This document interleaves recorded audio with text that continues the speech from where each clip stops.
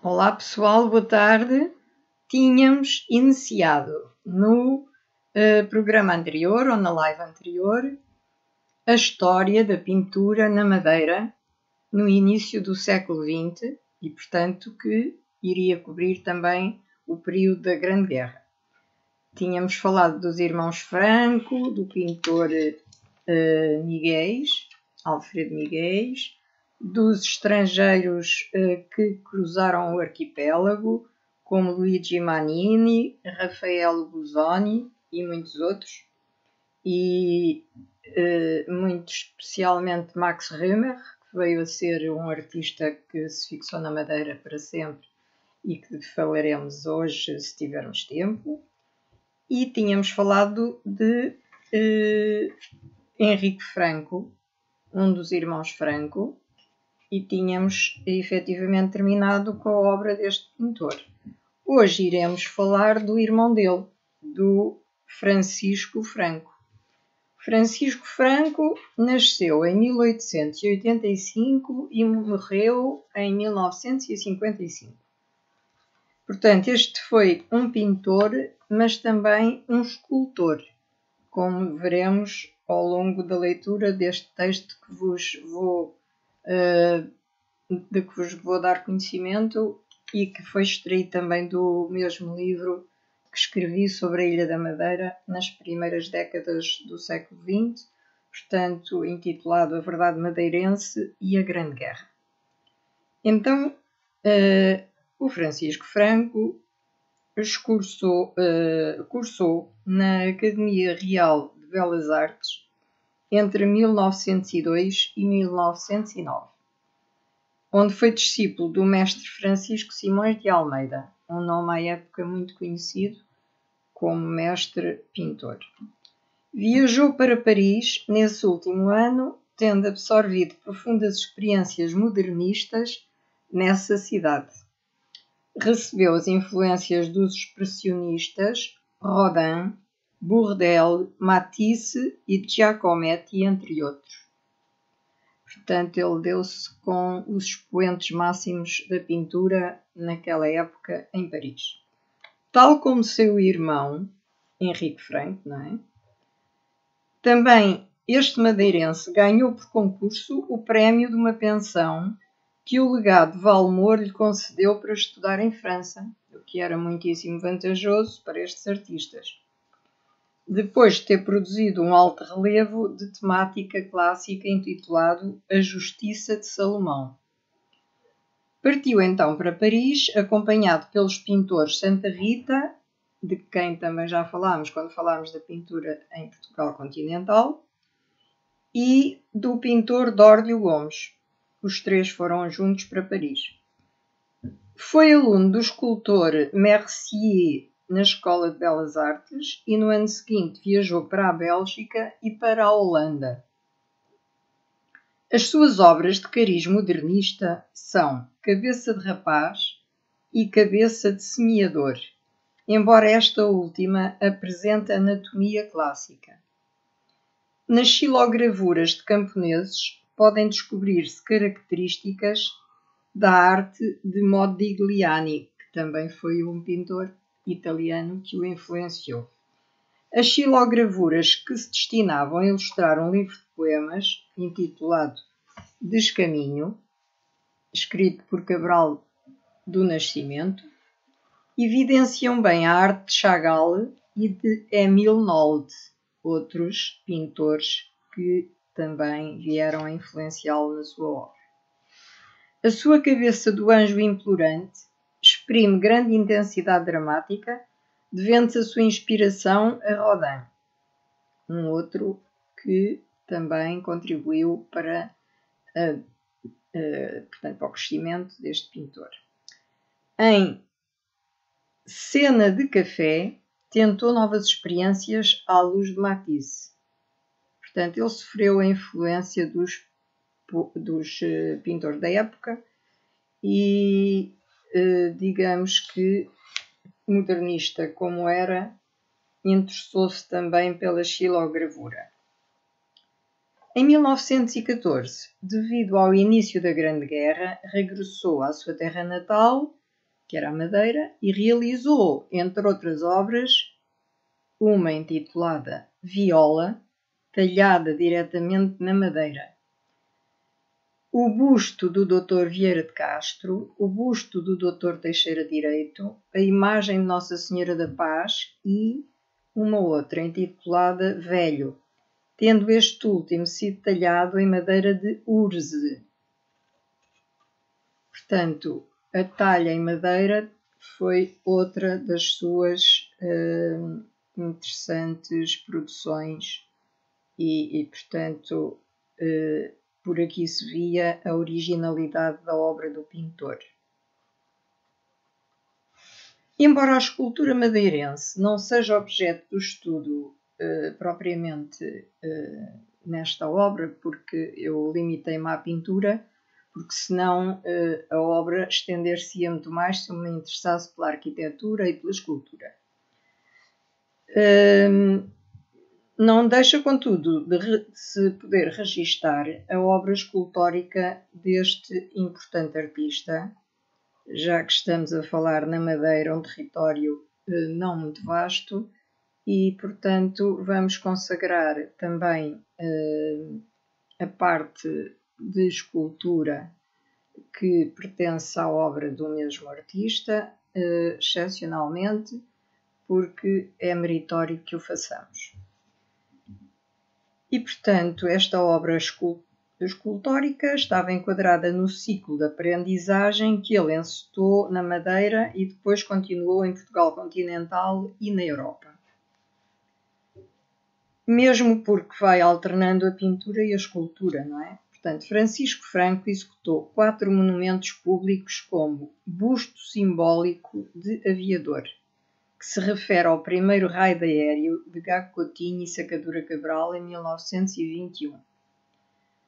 Executou ainda o torso, executado em bronze, para recordar as ofensivas da Guerra Submarina Alemã, efetuadas contra a cidade do Funchal e seus habitantes, em 3 de dezembro de 1916 e em 12 de dezembro de 1917. A figura tumular Anjo Implorante, existente no Cemitério das Angústias, sobre o jazigo da família Rocha Machado e, por último, o busto de Gonçalves d'Arco, também esculpido em bronze, que se encontra colocado no Terreiro da Luta, tendo sido inaugurado em 1919. Todos estes trabalhos sofreram a influência dos artistas parisienses modernistas e de Rodin, seu grande inspirador. Em 1919, o seu novo ciclo parisiense, em que convive com Amadeu Modigliani, Heitor Cramés, Dórdio Gomes e Diogo Macedo, produzirá novos frutos como Rapariga Polaca, Rapariga Francesa, Torso de Mulher, Pequeno Gil e os esbocetos de Nossa Senhora, Adão e Eva e Chantaz. Estes bustos serão possivelmente resultado da visão psicológica do artista sobre a vida real. Expôs em 1923 o trabalho Rapariga Francesa no Salão d'Automne e na Société Nationale, tendo conseguido a nomeação de associé. Executou ainda neste período a estátua do Semeador, que foi exposta no Salão de Paris. E em 1924 terá sido um ano em que esta obra foi efetivamente muito apreciada. Depois produziu várias monotipias, para além de desenhos e gravuras em madeira e ponta seca. Seguidamente viajou para Lisboa para organizar a exposição dos 5 Independentes, isto um ano antes da exposição no Salão de Paris da estátua do Semeador, porque a exposição dos 5 Independentes realizou-se em 1923. E nesta exposição dos 5 Independentes, para além dos seus trabalhos, estavam incluídas as obras do seu irmão Henrique Franco e as obras de Dórdio Gomes, de Alfredo Miguéis e de Diogo de Macedo. Como artistas convidados participaram ainda nesta exposição Almada Negreiros, Eduardo Viana e Emílio Poçós. Depois, em 1925, visitou várias cidades italianas, deixando-se influenciar pela estatuária antiga. Dessas viagens resultaram desenhos e aguarelas e o interesse pelo trabalho em pedra, tendo esboçado em mármore o busto de Justino Montalvão. De regresso à Madeira, acabou por produzir a estátua de Gonçalves Arco e variadíssimas obras que perpetuarão o seu nome em território nacional e no estrangeiro. Embora, como atrás já foi referido, este capítulo não seja dedicado às artes escultóricas como já expus, seria impossível não relembrar as obras mais célebres que esse grande artista executou nesse âmbito. Assim, em 1925, expôs na Galeria Way de Nova Iorque e em 1927 voltou a expor em Boston um trabalho intitulado Torso de Mulher, que produziu em Paris e creio que foi em 1922, que é uma obra de grande valor que foi apresentada também em Lisboa no ano seguinte, portanto em 1923, na tal Exposição dos Independentes. E demonstra as potencialidades do artista na renovação da arte escultórica nacional. Portanto, este Torso de Mulher deve ter sido uma obra que levantou muita celeuma e produziu muita admiração por parte dos artistas e do público em geral. Os desenhos de cabeças de mulher são reveladores do seu esforço para conseguir um corpo feminino com características modernas. No espólio deste museu encontra-se ainda o estudo em gesso para a grande estátua do professor Dr. António Oliveira Salazar, que foi esculpido usando o capelo e a borla doutorais. Francisco Franco foi o escultor do regime. Expôs em Paris, no Museu do Jeu de Paume, a estátua do professor Dr. António Oliveira Salazar e uma outra, do infante Dom Henrique. Contudo, o primeiro exemplo da estatuária desse mesmo regime foi a estátua de João Gonçalves Arco, como já tínhamos referido, que data de 1928. Foi considerado o historiador plástico das figuras da nossa epopeia nacional e viria a esculpir mais tarde as estátuas da Rainha Dona Leonor, de Dom João I, de Dom João II, a estátua equestre de Dom João IV e a estátua de Dom Dinis, entre muitas outras. Portanto, foi de uma produção profunda, profusa e um homem que trabalhou imenso e se dedicou, depois da pintura, à escultura e se evidenciou neste último ramo, portanto, da arte. Acho que vou continuar a falar da pintura madeirense e falaria a seguir, depois de ter, portanto, já referido os dois irmãos francos, Henrique e Francisco, este último que acabámos agora de referir, iria falar de um pintor e professor de arte que frequentou a Escola Industrial de Funchal e que em 1911 completou o curso de Pintura Histórica na Academia Real de Belas Artes. É, portanto, de Alfredo Miguéis, portanto, que falo. Foi discípulo dileto de Columbano e várias vezes premiado. Em 1912 recebeu o Prémio Valmor para pensionista no estrangeiro, como os outros seus dois amigos, os dois irmãos Franco, o que era uma vantagem enorme para eles poderem portanto, sobreviver em Paris, não é? Residiu depois em Madrid e em Paris também, onde se aperfeiçoou até 1914, no início da guerra. Nesse mesmo ano, foi convidado para professor da Escola de Belas Artes. Mais tarde, foi professor na Escola Industrial de Setúbal. Portanto, teve uma vida a nível didático e, portanto, como professor variada. E a nível geográfico, portanto, teve várias mudanças na sua vida. Em 1917 foi transferido para a Escola Industrial e Comercial António Augusto de Aguiar, no Funchal. Finalmente regressa à Madeira. Alfredo Miguéis expôs pela primeira vez em 1910 na Sociedade Nacional de Belas Artes. Concorreu às exposições dos anos de 1911, de 1915, de 1916, de 1917 e de 1919.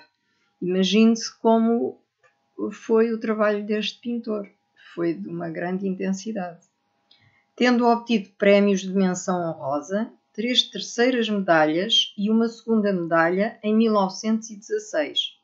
Foi admitido às exposições do Salão de Paris em 1913, 1914 e 1922, isto já no pós-guerra, tendo-se notabilizado pela originalidade dos seus desenhos, óleos e aguarelas. E, portanto, isto é, em síntese, a vida e, portanto, a biografia deste pintor madeirense, Alfredo Miguéis. Agora, falaria, antes de tentar acabar a pintura madeirense, ainda hoje, não sei se vou conseguir, penso que não, mas vou tentar. Mas, se não conseguir, ficará para uma próxima live. Mas vou falar de uma senhora, uma pintora, que foi Berta do Nascimento Gonçalves Costa, que nasceu em 1890 e faleceu em 1977. Foi uma pintora amadora, madeirense, portanto, cujo nome se faz questão de recordar porque teve uma obra também de interesse, embora eu não tenha citado senão uma tela que ela pintou, intitulada Retrato, portanto, no género do retrato. Ela frequentou a Escola Industrial de Funchal, teve como professores mestres de renome, como Sousa Machado e Artur Cerça. Optou por cultivar efetivamente o género do retrato e a isso notabilizou, tendo exposto no início do século na Quinta Vigia, em 1909, e em 1913 na Quinta Pavão. Posteriormente expôs na Associação Católica e na Academia de Música e Belas Artes da Madeira. Portanto, foi uma senhora que se notabilizou bastante à época e que também trabalhou o suficiente para ter sido convidada a expor nestas 4 instituições que eram os lugares mais conhecidos, onde os pintores no Funchal expunham as suas obras. E agora falarei de um pintor que veio efetivamente da Alemanha, o tal Max Römer, e que se fixou para sempre na Madeira. Depois também falarei dele no final da pintura sobre a arte madeirense, sobre as diversas técnicas de pintura, e iniciarei agora com a biografia dele, que me parece ter muita coisa e, portanto, alguma coisa sobre o início da sua arte cromática, e, portanto, direi que nasceu em 1878 e faleceu em 1960. Foi batizado em 1879 na Igreja Luterana, portanto ele era luterano, de São Pedro, em Hamburgo. Parte da obra de Max Wilhelm Römer enquadra-se nas primeiras décadas do século XX. Estudou na Escola Clássica de Hamburgo e depois em Berlim. Este escultor e pintor alemão iniciou a sua arte estreando-se na escultura a cinzel. Posteriormente, dedicou-se à pintura nas modalidades de desenho, aguarela, guache, óleo e pastel. Portanto, ele teve uma arte variada no que se refere à pintura. Teve, portanto, a possibilidade de se estrear e de prosseguir em várias modalidades. Portanto, além do desenho, da aguarela, do guache, também se dedicou ao óleo e ao pastel. Conheceu a sua mulher, a Louise, com quem casou em 1902, numa empresa Ledertechnik Holba, e em 1925 publicou na Alemanha vários trabalhos na revista Illustrierte Zeitung. Executou, entre outros trabalhos, para o Hall do Dresdner Bank, em Berlim, para as câmaras municipais, antigos espaços do Conselho, de Hamburgo e de Bremen, e para alguns paquetes alemães. Refugiou-se na Madeira com a mulher Louise Kätchen Parisot, de origem javanesa, e 3 filhos do casal, Rolf, Anita e Valeska, depois da Primeira Guerra Mundial, em 1914-18, em que lutou pela Alemanha, seu país natal, na frente das batalhas de Champagne, do Somme, da Roménia e na Grécia. Portanto, ele participou da guerra e combateu em 4 frentes, numa batalha que é muito famosa, que é a de Champagne, na do Somme, que foi uma batalha terrível e muito perigosa, portanto, em que houve imensas mortes, e também combateu no país romeno e na Grécia. Decidiu estabelecer-se na ilha da Madeira, onde o clima aprazível, o sossego e as belas paisagens, o que era importantíssimo para o pintor, muito contribuíram para o desenvolvimento da sua produção multifacetada. Trabalhou durante 50 anos na Madeira, tendo-se radicado português. Aí executou muitos trabalhos publicitários para cinemas e firmas diversificadas. Lembre-se que o cinema, que é uma das temáticas que também abordarei a seguir à música e ao teatro, possivelmente, estava nos seus primórdios, mas teve uma evolução muito grande. E, portanto, era preciso fazer a publicidade dos filmes que eram apresentados ao público, e ele dedicou-se, portanto, a fazer possivelmente cartazes, convites e outros elementos diversificados de publicitar, portanto, os filmes que chegavam de vários países e até alguma produção madeirense que também existiu. Elaborou cartazes turísticos também, criou postais e cartões de boas festas que passaram a circular por todo o mundo. Portanto, eram de tal maneira interessantes que ele conseguiu que a sua obra se expandisse a nível mundial. Esta obra encontra-se patente no Palácio de São Lourenço e em vários outros locais do Funchal e do arquipélago. Contribuiu para a divulgação da geografia, da fauna e da flora da Madeira, não é? Fantástico. Onde as flores e as plantas são uma constante, assim como do folclore e tradições madeirenses. Tudo isto ele pintou, portanto.